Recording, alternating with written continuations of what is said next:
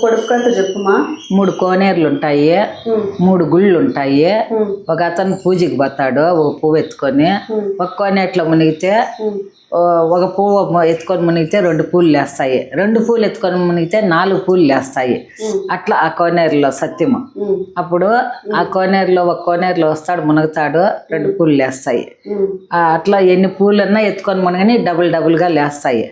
అప్పుడు 3 గుళ్ళోన పూజలు చేయాలి. 3 గుళ్ళకి పోయినప్పుడు కోనేట్లో మునగల్లా.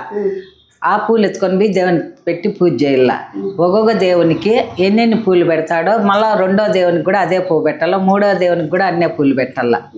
అప్పుడు ఎన్ని పూలు ఎత్తుకొని పోయి మునిగితే ఎన్ని పూలు అవుతాయి, ఆ పూల్లో 3 దేవుళ్ళకు సమానంగా ఎట్లా పెట్టగలుగుతాడు. లాస్ట్కి ఏమీ మిగలకూడదు, పూలు మిగలకూడదు, పూజ మిగలకూడదు. విన్నారా ఫ్రెండ్స్?